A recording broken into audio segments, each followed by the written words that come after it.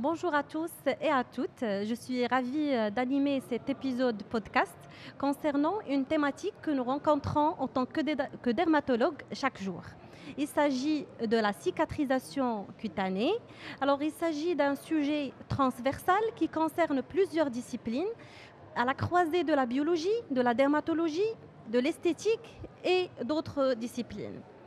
Alors, pour en parler, j'ai avec moi une grande dame en dermatologie marocaine, reconnue par son expertise dans le domaine de la cicatrisation cutanée avec de longues années d'expérience.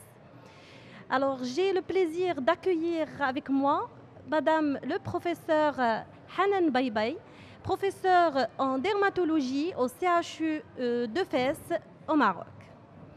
مرحبا بك الله أستاذة. يبارك فيك ميرسي بوكو سيد الانtroduction.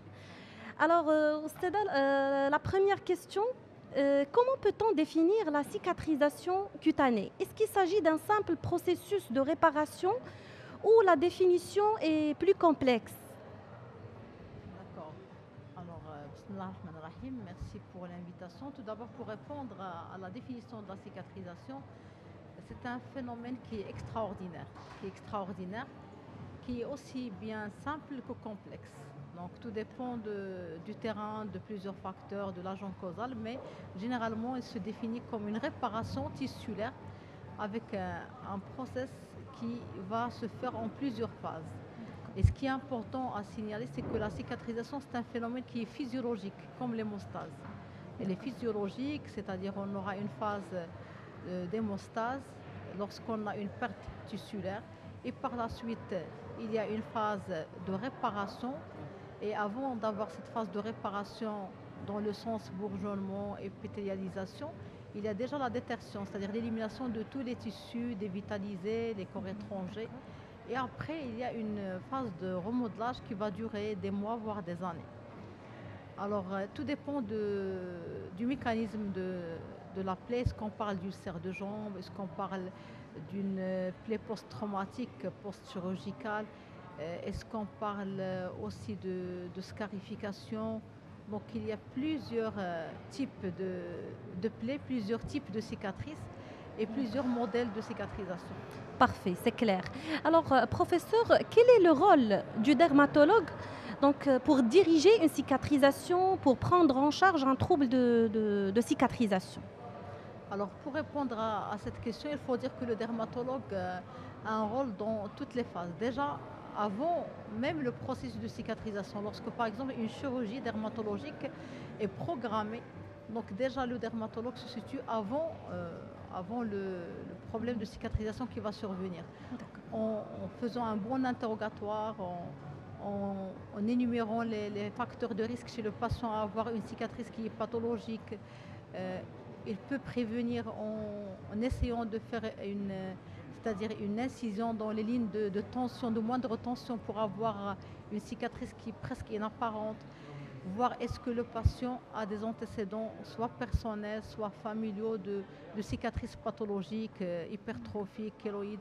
Alors déjà, ça c'est son premier rôle. Puis, bien sûr, il va intervenir dans les différentes phases et même après les chirurgiens, c'est-à-dire s'il reçoit une cicatrice post-chirurgicale, que ce soit de cervicotomie ou après, bien sûr, une césarienne. Donc là, il travaille soit horizontalement après les avis des différents cliniciens, soit en amont, soit bien sûr en collaboration avec les chirurgiens, notamment vasculaires, pour l'accompagnement des ulcères de jambes. Eux, ils vont faire la chirurgie ou le traitement étiologique et le dermatologue va être comme le chef d'orchestre pour effectivement donner plusieurs rôles, plusieurs rendez-vous et savoir est-ce que c'est le moment pour les soins, pour la détertion, pour des traitements physiques comme la LED, pour le laser. Et il a un bagage théorique et de l'expérience qui lui permet effectivement de combiner les traitements pour optimiser la cicatrisation chez un patient. D'accord, D'accord. Voilà. d'accord, c'est clair. Alors, professeur, dans notre pratique quotidienne, on voit qu'il y a une grande variabilité interindividuelle concernant la cicatrisation. Par exemple, pour un même geste, un patient peut avoir une cicatrice hypertrophique, une cicatrice pigmentée, alors que l'autre, on ne se rend même pas compte qu'il a été opéré ou qu'il avait subi un geste chirurgical. Alors, quels sont les facteurs incriminés qui influencent ce processus de cicatrisation? Alors, pour les facteurs qui influencent effectivement la cicatrisation, dans le sens négatif, pour avoir une mauvaise cicatrice, il y a déjà des facteurs qui sont intrinsèques et d'autres qui sont extrinsèques. Alors tout ce qui est intrinsèque, c'est-à-dire on ne peut pas faire grand-chose. C'est la génétique, par exemple, nous on a des peaux qui sont mates. On est un pays africain et on est connu du fait d'avoir soit des cicatrices dans le sens hyper pigmenté, donc nos peaux vont pigmenter, et on a tendance à faire des cicatrices qui sont hypertrophiques comme même kéloïdes. Mais ça dépend des antécédents familiaux du patient, de la génétique. Après, il y a aussi des facteurs qui sont liés à l'âge. On sait que les nourrissons, les nouveau-nés, les enfants font des cicatrices de bonne qualité. Ils ont le phénomène d'inflammation qui est réduit. De même, les sujets âgés, bien qu'ils ont une immunité plus ou moins défaillante ou à cause d'état, ils ont une flexibilité de la peau, une élasticité qui permet d'avoir un excès de peau et donc toujours on a une cicatrice qui n'est pas sous tension. Après, il y a aussi des facteurs en rapport avec la vascularisation. Si on a une insuffisance artérielle, une partie de la peau qui est mal perfusée, c'est-à-dire fort probablement on aura une cicatrice qui est de mauvaise qualité. Et puis il y a aussi l'état des patients, les patients diabétiques qui sont sous immunosuppresseurs, sous corticothérapie, sous chimiothérapie, sous radiothérapie. Donc ces traitements et ce terrain fait qu'on aura une cicatrice de mauvaise qualité. Et là, il y a d'autres facteurs sur lesquels on peut agir, notamment le tabac, le tabagisme, que ce soit la cigarette électronique ou d'autres drogues. C'est un puissant vasoconstricteur et il contribue à la diminution de l'immunité, de la perfusion aussi, ce qui rend bien sûr une hypoxie et par la suite on aura une cicatrice de mauvaise qualité. Donc arrêter le tabagisme est primordial pour avoir une meilleure cicatrisation.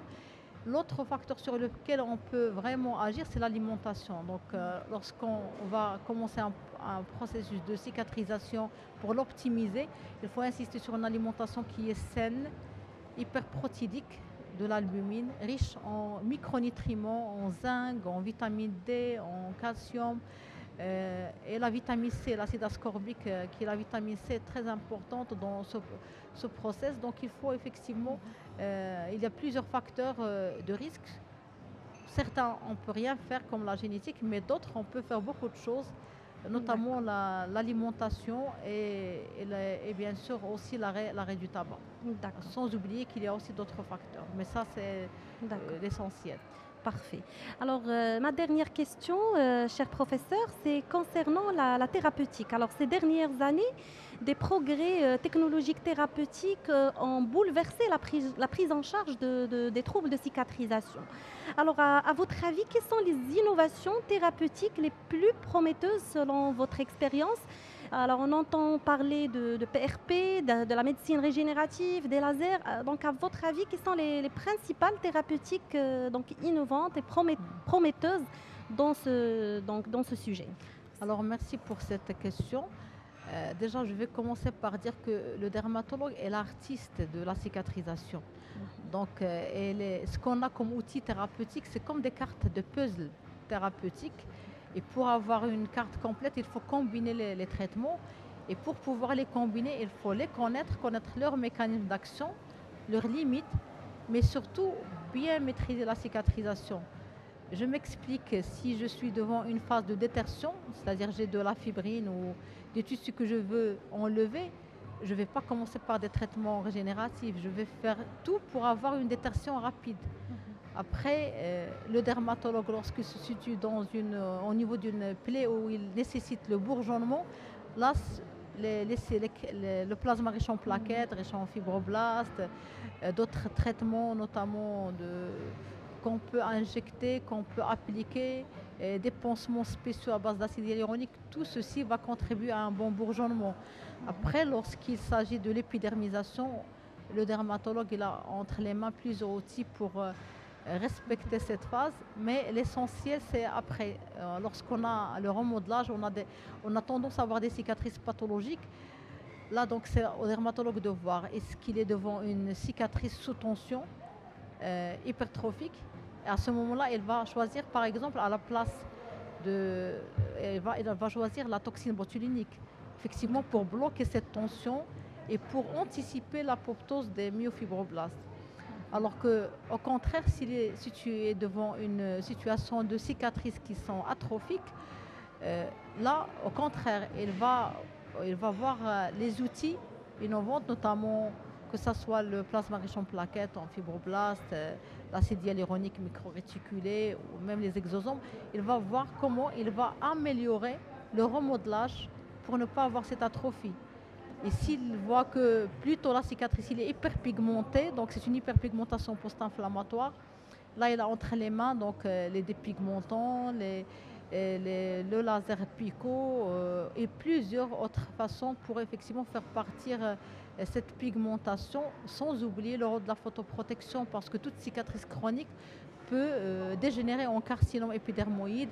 Et c'est la raison pour laquelle on insiste sur un processus de cicatrisation qui est optimal avec la photoprotection, surtout dans nos pays qui sont ensoleillés. Et voilà, donc vraiment c'est un art, c'est un art. La cicatrisation c'est un art et ça touche plusieurs disciplines. Et Dieu merci, on a c'est-à-dire plusieurs personnes qui s'intéressent à la cicatrisation, tous les dermatologues du Maroc, chacun de son côté, libéral, universitaire, public, il va contribuer avec son expérience, et avec le partage, bien sûr, à améliorer la prise en charge des cicatrices chez nos citoyens. Parfait. Donc, d'après cette discussion, vraiment, la cicatrisation est un domaine qui est très fascinant. Et le rôle du dermatologue, c'est un chef d'orchestre pour diriger ce processus de cicatrisation. Je vous remercie, Madame professeure, ma chère professeure Hanan Baybay, pour ce débat clair et enrichissant. Merci de nous avoir écoutés et à la prochaine.